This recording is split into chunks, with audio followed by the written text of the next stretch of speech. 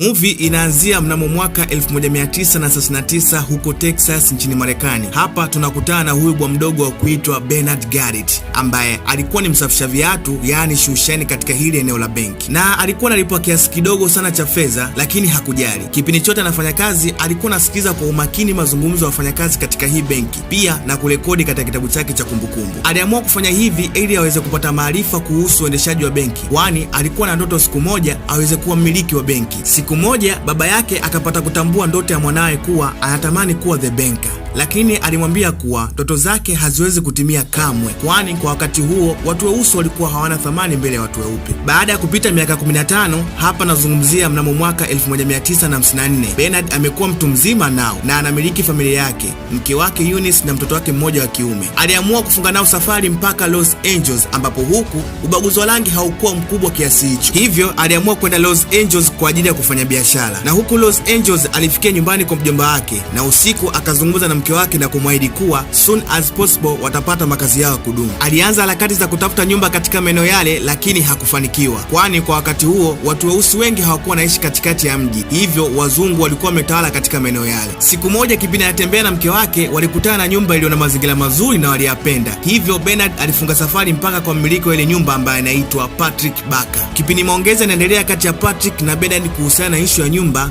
Patrick hakuonesha dalili za kubali kumpatia Bernard nyumba, kwani kwa wakati huo wazungu hawakutaka kabisa mtu mweusi kumiliki nyumba katikati ya mji. Lakini kabla hajaondoka, Bernard alitazama pembeni na kuiona kalenda ya meneja wa benki katika huo mji, hivyo wazo lilimjia la kwenda moja kwa moja benki kukutana na huyo meneja ili azungumze naye, huenda atakubali ombi lake. Alifika mpaka kwa secretary wa meneja, lakini secretary alimbagua kutokana na rangi yake na hakumpa nafasi ya kuonana na meneja kwa wakati huo. Aliamua kukaa nje kwa masaa kadhaa kumsubiri meneja, na baada ya kutoka meneja hakumpa ushirikiano wote kuhusiana na shida yake. Usiku wake Bernard anapokea simu kutoka kwa yule mmiliki wa nyumba Mr. Patrick, na anamuuliza kuwa je, ametumia jina lake katika kusolve shida zake. Bernard hakuwa na majibu zaidi ya kuomba msamaha tu, na hatimaye Mr. Patrick alikubali ombi la Bernard na kumpatia nyumba yake. Pia alimdhamini mkopo kwa mara ya kwanza benki. Bernard baada ya kuhamia katika makazi yake mapya alifuatwa na polisi na kuulizwa juu ya umiliki wa hii nyumba. Bernard alionyesha mkataba wa ile nyumba, hivyo polisi waliamini na kuondoka zao. Pia Bernard alimshawishi mmiliki wa hii nyumba kuwa waweze kufanya biashara kwa pamoja, yaani waweke hisa kila mmoja ili waweze kununua nyumba nyingi na waweze kukodisha. Pia Mr. Patrick hakuna kipingamizi kuhusiana na hii biashara, hivyo walisaini mkataba wa 50 kwa 50 katika umiliki wa hii biashara. Kwa kipindi kidogo walichoingia katika mkataba, biashara yao ilizidi kutanuka, hivyo walipata faida zaidi na zaidi. Mafanikio yao yalikuwa makubwa zaidi kiasi cha kumiliki nyumba nyingi pale mjini. Lakini baadaye Mr. Patrick alipata maradhi na kufariki, hivyo mke wake Mr. Patrick alitaka achukue mali zote za mume wake, hivyo alimwambia Bernard kuwa atampa 25% tu mbele ya mahakama. Ombi lilipitishwa moja kwa moja kwa kuwa yeye alikuwa ni mzungu. Bernard hakukubaliana na yale maamuzi.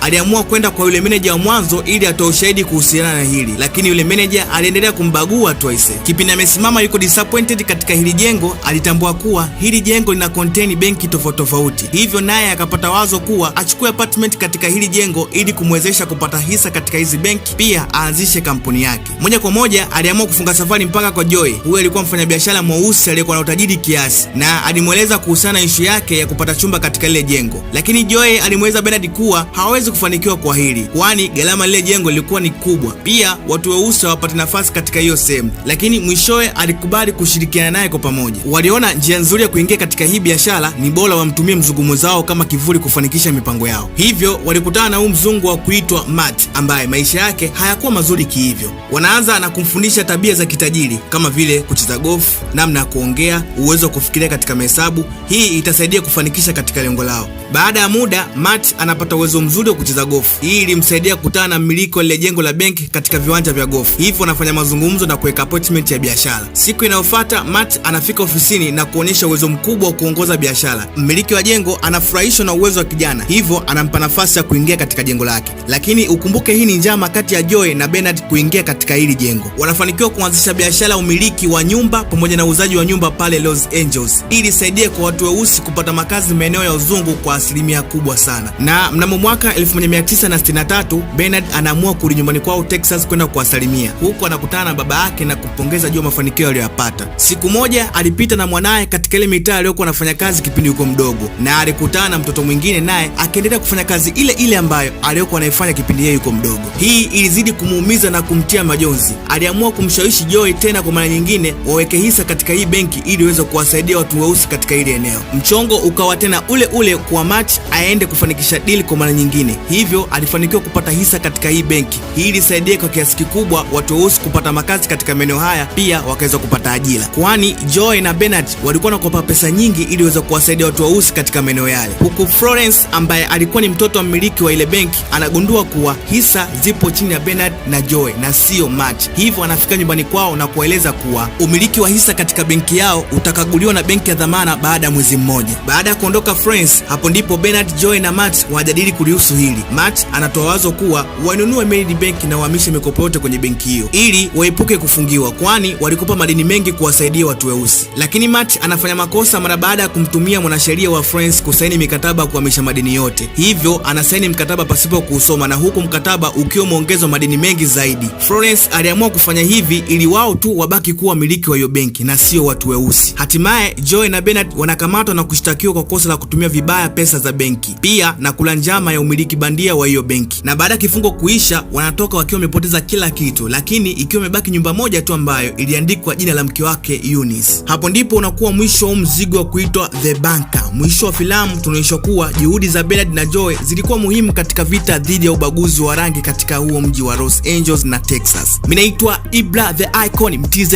OG. Tukutane katika video nyingine. Ciao.